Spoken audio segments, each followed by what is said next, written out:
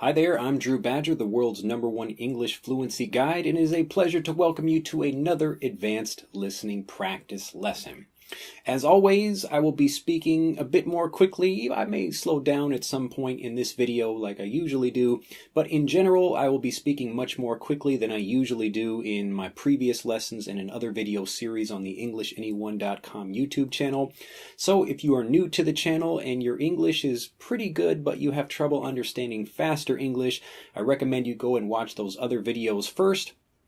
This video is actually connected with episode 14 in this series, talking about the first rule of fluency. So this one will be talking about the second rule of fluency. But if you, again, are not ready for this level of speed, and I'm not even speaking very quickly yet, I'll get into that in just a second. But if you're not ready for that, again, go back and watch those other videos. But if you are, let's begin the lesson. So I had actually a great response from that first video, or I guess the 14th video in the series where I was talking about the first rule of fluency, and a lot of people caught on, so they caught on to the fact, they understood, or they grasped something. So they caught on to the fact that a lot of what I teach is applicable not only for English learning or Spanish learning or whatever it is you're trying to do, but for learning anything or for succeeding at anything in life. Because I'm so big on principles. To be big on something means you're like a very proud supporter of that thing. You really like that thing a lot. So I'm very big on the focus on principles, because a lot of students get caught up in like, where's the lesson? Tell me this vocabulary word. Tell me that vocabulary word. And this is the same thing that happens in every industry. And I'll kind of share a little secret with you for people that teach things or other people that provide information. It could be people selling books or anything. But, most people that sell things, whatever that thing is, it could be a video game, a book, a movie, or other things like that, but especially information, because it takes, longer to digest, longer to consume. And then this is really kind of something different from a CD or a movie. I mean, it does take a little bit of time with movies as well, but often you'll see, especially with things where you have a couple of videos that you have to watch or a whole bunch of things like a book, especially that you have to read, most people will buy the book, but then it will just sit on the shelf. And most of the people that are, selling lessons are really disappointed about that, myself included. So, I'll have lessons that I sell or whatever, just like other people, and some people will actually go through the course and they'll be like, wow, the program really worked for me. And other people will just not actually use it. Either they'll buy the course and do nothing with it, or not go through the whole thing for whatever reason. As good as I can make the program, and we're always trying to make it better, honestly, it doesn't really matter what the program is. Everyone that's, selling information or trying to help people learn something, everyone that's doing this complains of the same problem. And a lot of this is like people want, the quick fix. They want that magic pill that's going to deliver them whatever solution is they're looking for. In the case of fluency, it's like, let me just take the fluency pill. I would love to create the fluency pill. I think that would be awesome. I would take that myself. But until we have something like that, we're going to have to learn the old-fashioned way, which is studying, the rules and principles as well as the other physical, well, I guess maybe physical in the case of, learning a new skill. So something like basketball or learning how to play an instrument, something like that. But you're going to have to do the leg work, the actual grunt work, the hard work of having to learn that particular thing. But the interesting thing is that if you focus on the principles, instead of, focusing on the little, it's kind of the difference between focusing on the strategy versus focusing on the tactics of something. So strategy is the bigger picture idea, and this is something I talk about a lot on the program and on the videos that I make here for YouTube. But a lot of people aren't exactly interested in that. They want, give me the top 5, phrases to learn for whatever this thing. Give me the top 8 or the top 10 or something like this. And, as humans, we're attracted to this kind of information because it makes, a kind of confusing world simple. So it makes sense. But if you can be that kind of person, one of the few, so hopefully I may not get through to everyone who's watching this video, but I'm speaking to you right now. Don't worry about anybody else. I'm talking to you right now. And what I'd like you to do is actually listen very carefully to what I'm about to say, because the second rule of fluency is incredibly important. Just to give a quick recap, the video where I was talking about in episode 14 of this very video series, which you can find on YouTube. This is probably in the same playlist if you're watching this on a playlist right now. If this is your own channel, put this video in a playlist you have too, because it's really going to be an important video. Anyway, so that video, I'm talking about the first rule of fluency, and that is how you think determines the results you get.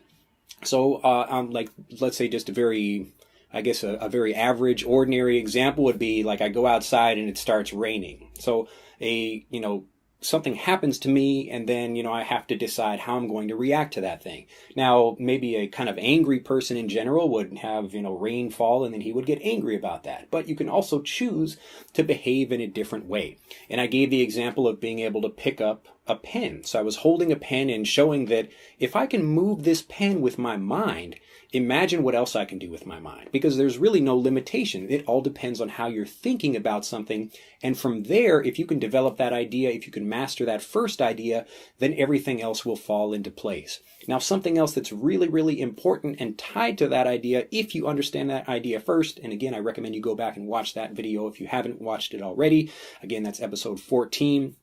I'll put a link in the description for that. But do go back and watch that video after you've seen this one if you have not seen that one already. So the second rule of fluency, again, this is really important, really, really important. And this is something that, again, it's translatable or it's applicable to things outside of fluency. So no matter what you're trying to do, if you can follow this rule, then you are much more likely to gain success or to achieve success, to reach your goals, whatever they happen to be. So whether it's fluency or beyond or anything, again, it doesn't matter. Again, we're all thinking about the principles of success and how we apply those into different areas. So I apply them as far as fluency is concerned, but other people, maybe they're teaching how to be a good writer or how to be a good listener or, whatever the skill happens to be. But this principle here, once you've figured out that I decide how I live or how I control my thoughts or whatever happens to me, I get to decide, what I do for that. Because let's say, I guess the kind of basic laws of physics, if something is pushing, an object this way, it has to move that way. So this is a very,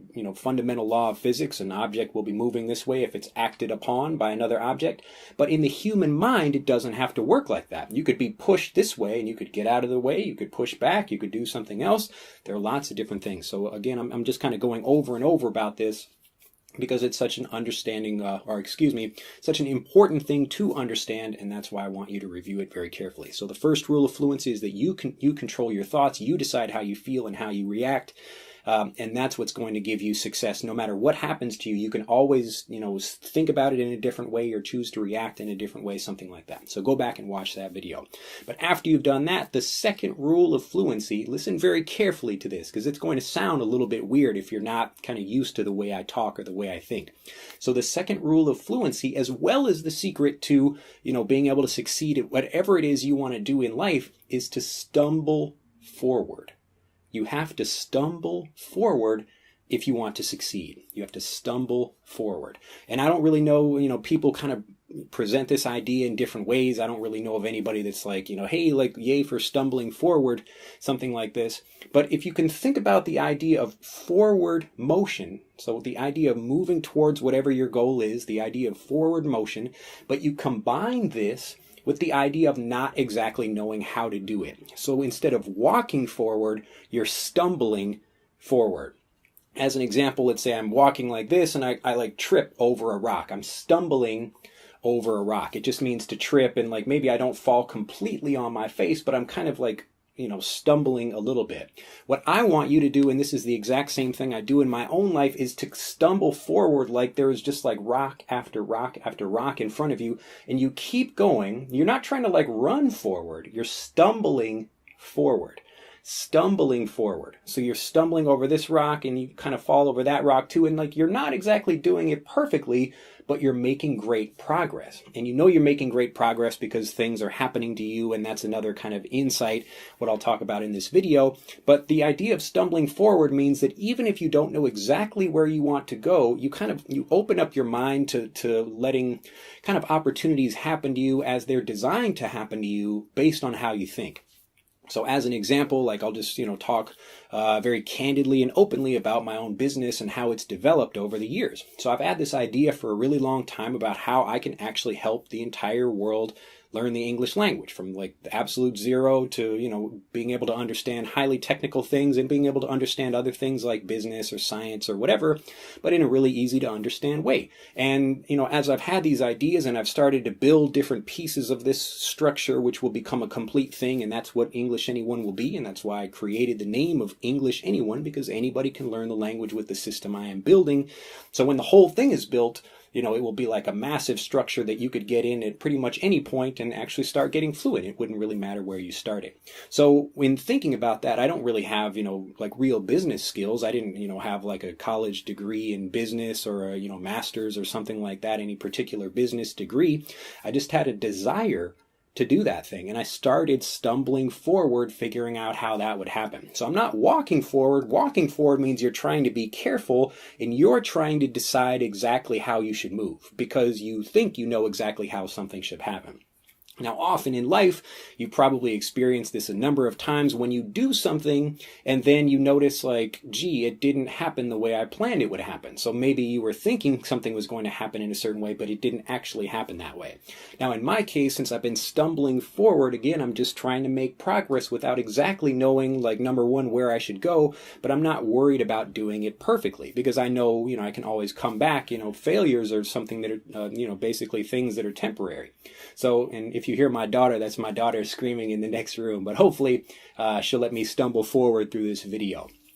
Anyway, to get back to the point, so if we combine the ideas of not knowing where you're going to go, and even though you have a specific if you have a specific outcome that you'd like to achieve and you don't know exactly how you're going to get there, all you can do is really start stumbling forward. You start making progress, you start working towards something, telling other people about it. And at every point in my business where like I've hit like a wall somewhere and I've needed to grow, I don't really stop and worry about it too much. I just keep kind of pushing forward and know that like because my desire is so strong to build this like really powerful system that anybody can use to get fluent, the people that will come into my life, like my daughter, the people that will come into my life will support that in a particular way, which I can't really decide how that's going to happen beforehand. So I think I'm a smart person, but I know I'm not smart enough to understand how all of these things are going to happen. Now, I don't know if this is like being psychic or whatever, but basically I'm just open to the possibility of I have a particular place I want to get to, but I don't know exactly how I'm going to get there. So I'm always keeping my eyes and ears open for opportunities and thinking like, oh, like this thing happens to my life in a certain time, in a certain way. And I can tell, oh, this is happening because I'm going in the right direction. So you've got kind of signposts all over the place if you're continuing to stumble forward, but you only see them if you're stumbling forward. If you're walking forward, you're really making slow progress and you don't know if you're actually trying to do something, working towards your goal or not. So it's really important that you start stumbling forward and start making decisions based on, what your primary goal is. And if you don't have a primary goal, you shouldn't be stumbling at all. Like you shouldn't be making any progress until you really decide what it is you want to do. Now, it doesn't matter what that thing is, and you could even have a small goal or, whatever that thing is, but you should always be, combining these two ideas. And that's what the second rule of fluency is. So you have to have not only the particular place you want to go, and in the case of a fluent learner or somebody that is learning the English language or whatever, trying to get fluent, you would want to be focusing on a specific reason why you're learning the language to make the pull of that goal, what I call a magnetic goal. And I've actually talked about this, I think, in the podcast series, but I've talked about magnetic goals before. And hopefully my daughter's like magnetically pulling me into the next room. I'm going to have to go attend to her in a moment. But if you think about these ideas, the strength of the goal that you have, the stronger you can make that. And this is why I talk to students about tell me a whole story about what fluency means to you. Like you can even do that in the comments below. Don't just say, I want to get fluent. You want to get fluent for what? What do you want to do with that? Because if you say, I want to get fluent, that's the same thing as saying, I want to get rich. And that's just not a very powerful thing that the mind can get excited about. Now, your mind is a very powerful thing. And we saw that in the first, or I guess the previous lesson where we were talking about the first rule of fluency. So if the mind is so powerful, you have to give it something to attach itself to, and that's that ultimate goal. But then the second part of that is you have to start stumbling forward making progress where even if you don't know exactly how something is going to happen, it's the goal that pulls you there and sends you in the right direction. So you've got to have a great goal and then trust yourself to be pulled to that goal, because your mind wants to help you. It really does. Your mind wants to set you up for success, and all you have to do is give it a direction. So once you do that, you start moving, stumbling forward. In my case, like as soon as I've decided I want to do this, like I found a person who's going to help us like build our app. I found a guy who's able to do voiceover recording. I found a guy who was able to help with writing lessons and editing things. I found another person who was able to do, here's like a perfect example. Like a couple of days ago, I was talking with a friend of mine. I was like, man, I really want like a person that's great with statistics and, some other things like that. And a day later, I got a Facebook email from a friend of mine that's like, hey, I know somebody that's like, looking for like exactly that kind of work, something like that. So again, it's not about like, you could even call it like a synchronicity. And this just means when, things are synced, or let's say you buy a new red car and you start noticing new red cars all over the place. These things were already there all the time, but you just didn't notice them until you started opening your mind to that thing. And so that's why these two ideas, the first rule of fluency, which is having a particular goal and realizing that the mind is very powerful, but you won't be able to connect to that thing until you start stumbling forward. So the second rule of fluency is to start stumbling forward. And what I'd like you to do to help you with that, to help guide your mind and to, help me with more things if I can create better lessons to help you achieve that goal, is in the comments in this video, I'd like you to be like very descriptive. Actually tell me why you're trying to get fluent. What do you want to get with it? All the kinds of things. Like actually imagine your daily life with fluency. What will you be doing? What's the whole point of your learning? I mean, for my case, I wanted to start speaking Japanese fluently so I could interact in the community. I could build gardens and actually learn how to do things in a deeper way in the community. And so if you don't have something like that, again, it's going to be more difficult without a specific goal to get yourself to that point. So the second rule of fluency is you have to stumble forward. And this means like, you could potentially make a mistake, you could do something, but your mind is just so focused on pulling yourself to this goal that who cares about like an individual mistake or whatever. I make mistakes all the time. You see like these videos I make, I got like my daughter in the background complaining about stuff. I mean, like my lighting system is, I got a new lighting system. It's like pretty cool, but I don't really know how it works properly. But you think that's stopping me from giving it a try? Hell no. So I want you to be thinking in the exact same way. Follow both the first rule of fluency and the second rule of fluency. And the more you can do these things, again, having a goal and realizing that you have a mind that's powerful enough to get you there if that goal is strong enough. And again, you have to be very specific about what you want, but then allowing yourself to follow that thing by stumbling forward. So you don't have to run, don't be crazy. And you don't have to walk either. It's not really going to get you there, but you have to stumble forward. It's kind of like you're moving forward in an almost dark room where you can't really see what's happening, but it's not scaring you from moving forward. Well, think about all these things or both of these two things, and I really look forward to reading what you say in the comments. Don't say I want to get fluent. Actually take a time, write at least like 2 or 3 paragraphs of something. Give me a long and detailed comment and make this the day that you really decide what you want, whatever that happens to be. And again, think about this. See, Arya agrees with me. Arya's like, yeah, so she's going to have her goals and I'm going to be on her about that as well. So whatever it is she wants to do, hey, figure out what that is and go do it. But don't let anything stop you from doing that thing. The only thing you have to decide is what you want. Well, that's it for this lesson. I hope you've enjoyed learning about the second and, again, kind of a refresher for the first rule of fluency. Go back and watch that again. I believe it is episode 14 of the Advanced Listening Practice series. But I look forward to seeing you in the next one. I'm not going to worry about how many views this gets. I just enjoy making these videos. And the more video views it gets, the faster I'll want to make them. But we won't worry about any particular video account. If I've got time, I'll make more. But hopefully you're enjoying these. Do share them. Do like the video. And if you are new to the channel and you are still watching this and you have not yet subscribed, do subscribe to the channel because you'll be the first to see new videos when they appear. I look forward to seeing you in the next video. And I'll see you then. Bye-bye. To continue learning, click on the link in this video to download Speak English Naturally, our free guide to speaking and sounding like a native English speaker. The guide reveals the 3 most important kinds of conversational English you must learn if you want to sound native, and will help you experience instant improvement in your fluency and speaking confidence. To download your free guide on a mobile device, click on the link in the upper right of this video. To download your free guide from a computer, click on the link in the lower right of this video. I look forward to seeing you in the guide.